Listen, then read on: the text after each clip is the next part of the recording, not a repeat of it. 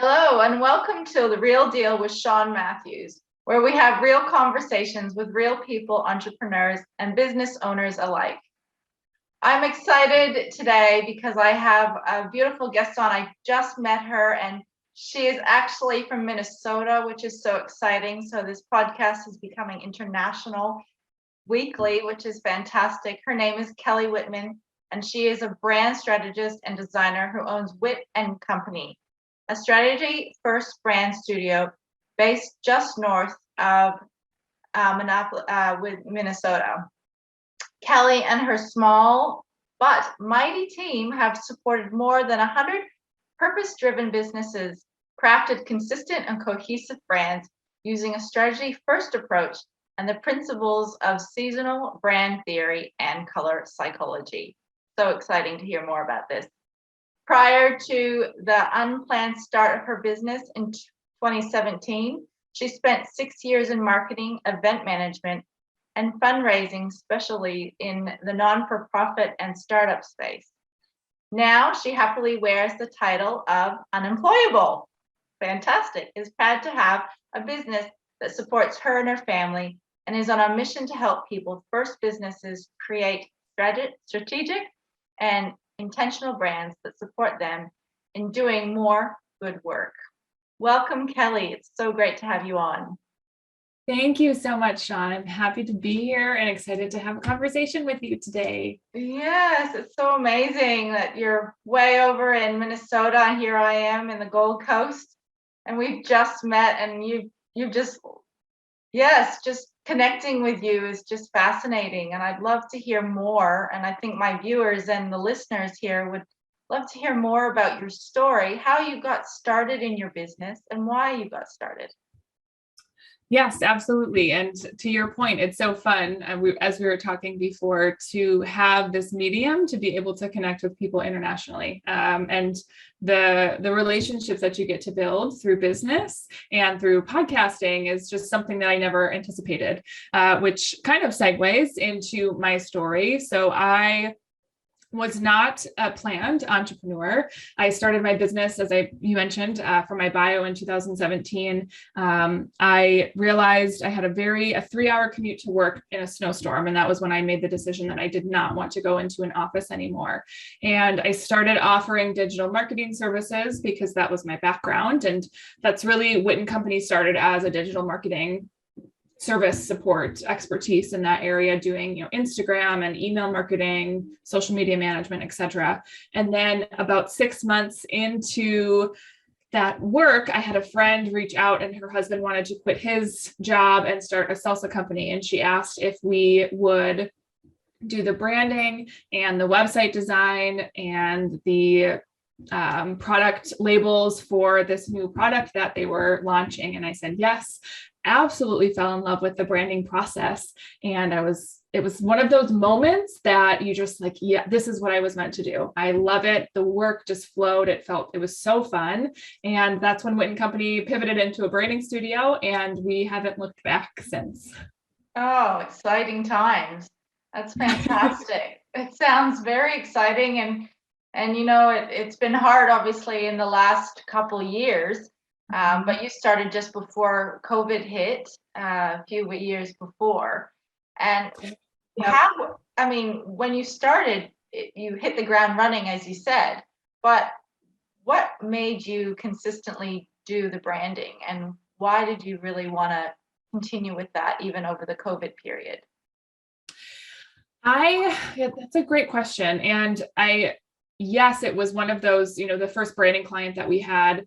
It was when it was just me. I shouldn't say we, when that I had. It was great, and we were in flow. However, right, it's not always roses and sunshine, and there have been a lot of trying times, as any business owner knows. It's a roller coaster ride. But what I love about branding and the work that we do is that we get to really dig into the business and get to the heart and soul of why this business owner chose to do this work. I'm very fortunate in that the clients we work with and that we really support, they love what they do, and they are in their passion, they're in their purpose. So we get to support them and help be a part of their business journey. through branding, and whether that's helping them understand, how do we talk about what we do in a way that makes sense for our audience, or helping them create the visual elements, that external facing brand that their community will show. I just believe in the power of a strong brand and how much it can support your business, that it's such a fun process to be able to go through with other business owners and help them articulate why they love their work with their right people, so that their business is more enjoyable and more fun and more ease-filled. And it's just, I love it. I just love it so much. That's so good. And I can hear that passion in you. And even when I first met you, half an hour ago or something like that, I could hear that you were so passionate about what you did. And it's really, that is probably what really gets people to sign up with you and work with you, I'd say. Yeah. And that's, I think, when we get into that space, right? And yes, I do that branding work for other businesses, but and I'm sure you probably feel the same way. When we're doing work that we love, you exude that passion, and you just can't not help but have a smile on your face. And yes, it's challenging. And yes, there are some downtimes where, of course, I have moments of doubt and imposter syndrome gremlins come in, and, all of those other voices, right? But when you get down to like the bare bones of this is the work that we're doing, it's just, I think people connect to that. When you're really passionate about your work, you naturally draw in other people who are equally as passionate about the work that they're doing, which just makes it even more fun. Yes, definitely. Oh, great. So I'd love to explore more of what you do, Kelly. So seasonal brand theory and color psychology. Can you tell us more about your approach and where this comes from? Oh, I would love to. It's one of my favorite topics.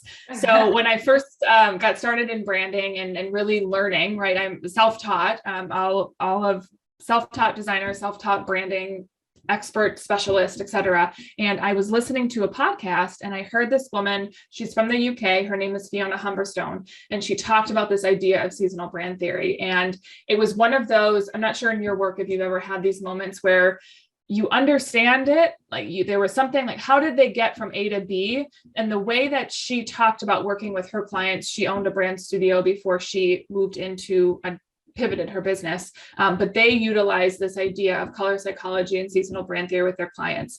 And for me, it just made sense in my brain of the idea behind it is that every brand, based off of the experience that they want people to have when they come in contact with their brand, they'll feel a certain way. So certain adjectives will really come forward whether they're experienced on Instagram, whether someone goes to their website, et cetera, all of those various brand touch points.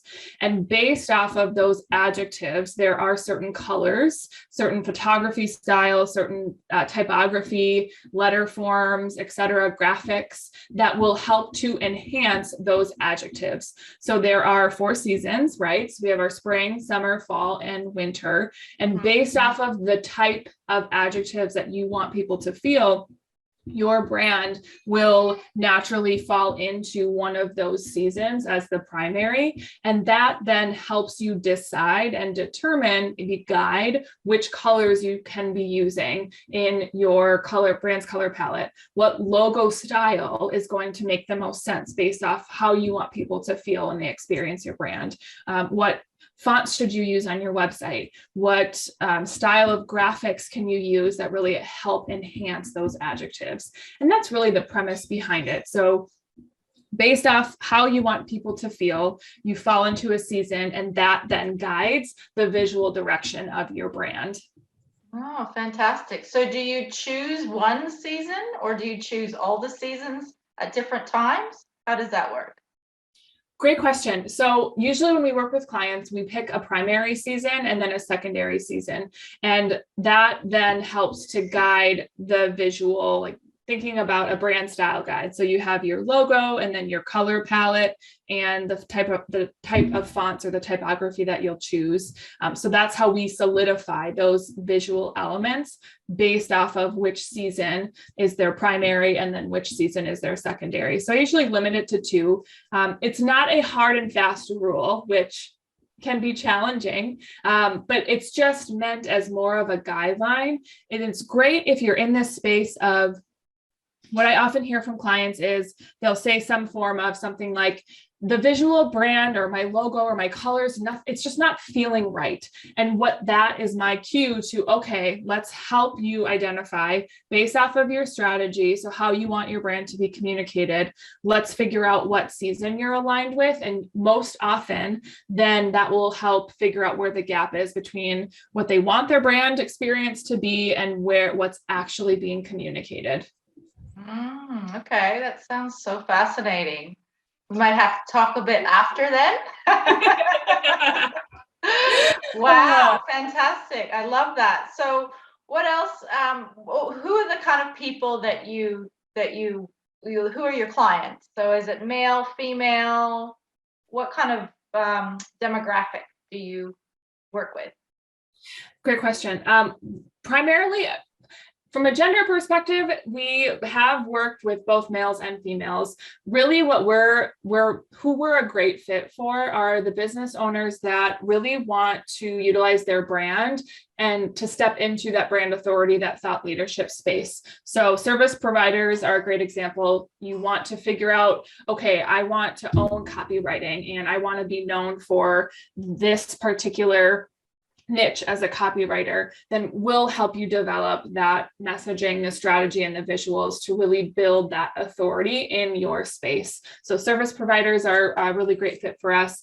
More so the brands that have been in business for a couple years and they're realizing that their brand is no longer serving them. So rebranding is really our area of expertise and where we tend to have the best results for our clients because they get to a point where they really know who they're serving and what they want to be known for. Their brand just isn't reflecting that next level and really supporting their next level in business. Fantastic. And are you a global entrepreneur, or do you work with everyone around the world, or you just work with locals?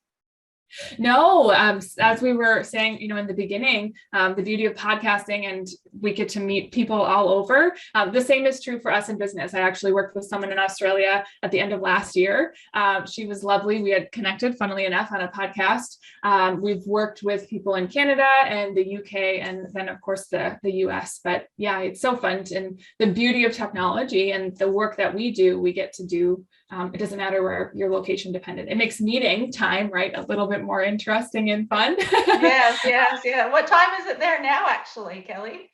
It is 6:30 p.m. on Tuesday, June 21st. Okay. So it is 9:30 a.m. here on Wednesday, the 22nd. So we made it work. You figure it out, right? Yeah, exactly. We figure it out when it's meant to be, it's meant to be, right? Yes. And that's what's been fun. And, I'm sure you've probably had this with your clients. When we get into that space of, like, for example, the client that I had worked with in Australia, my daughter was a part of a couple of our late meetings because my husband was gone and I just had childcare. She hadn't gone to bed yet. So we had a trio meeting to talk about her branding. And I think that flexibility and just that patience and grace and compassion is just bringing that into the work that we're doing has been really helpful and supportive, and just realizing that we're all human and we're doing the best that we can. And sometimes we're going to have, a 1-year-old who's joining and crashing our Zoom meetings, and that's okay. Yeah, exactly. And that might be happening a lot for you too, right? Yes, she makes frequent visits. I do. For our client work, I record Loom videos of sharing my screen and talking through whether it's the messaging draft or their strategy draft. And a lot of times she'll be baby babbling, that's a tongue twister, in the background, or, jumping in, and everyone knows her. They all say hi whenever we get on a call. So it just adds to the human and kind of to the space of, this is why we have our business, at least for me, to have this flexibility and just know that, I'm doing this for my family, and she's a big part of why I'm doing this work. So it makes sense that she jumps in and makes a Zoom bomb every once in a while. Yes, a Zoom bomb. I love that. And it does. And I love the fact that you said that it makes it a human experience, because we're all human and we all have lives. And being an entrepreneur or business owner, you need to adapt and change to not just the world, but to our families. Yes. And that's been, I don't know if it has for you in your experience, but that's been a struggle for me. And just that idea of what professional looks like, especially after having my daughter. She's 14 months now. So I haven't been doing the work. I had my business for several years before she came into the world. And I had a very structured type A idea of what, capital P professional looked like. And Yes. after her, now it's changed so much of, I can be professional and still have her in the background and still do a great job for the clients, even though she might be a little distracting. So it's been a very interesting dynamic and shift, especially as a business owner, to see, okay, what does that new professional look like in the space in the season of business that we're in right now in life? Yeah, the new normal, as they say, the new normal.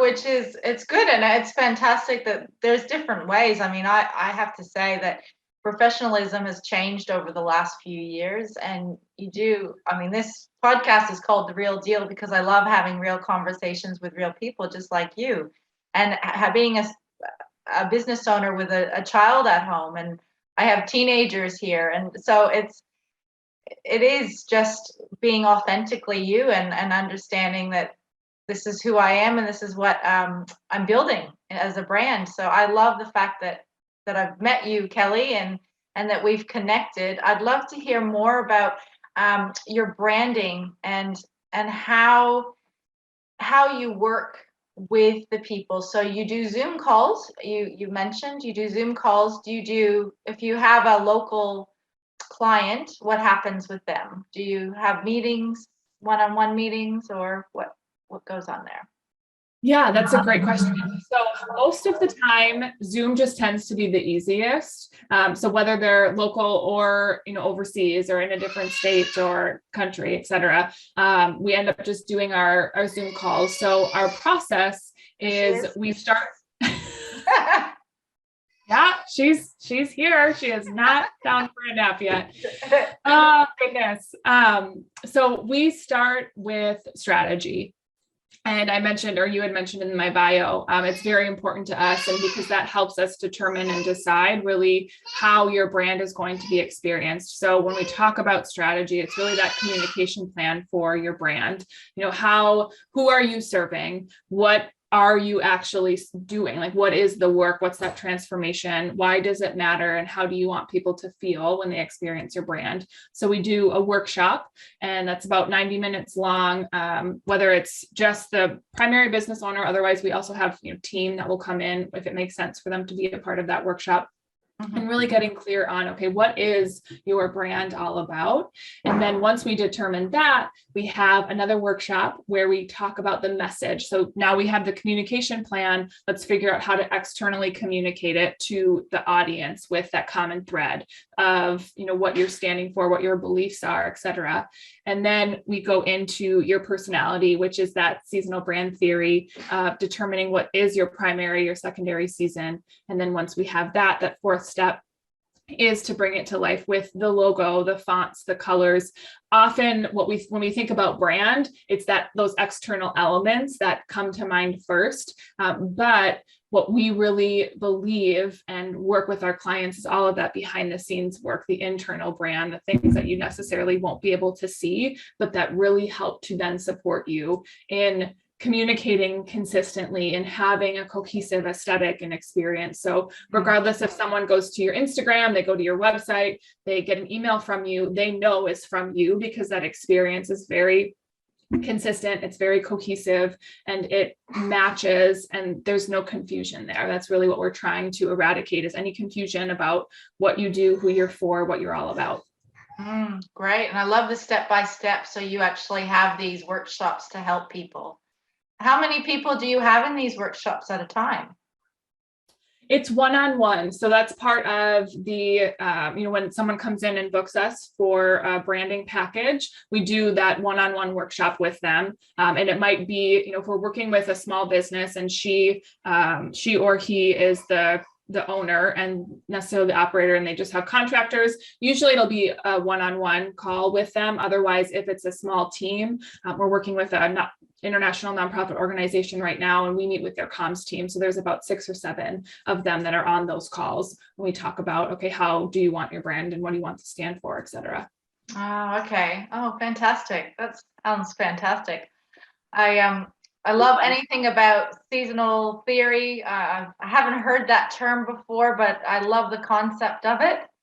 And it makes complete sense. And it's so simplified, isn't it? It's just people understand it.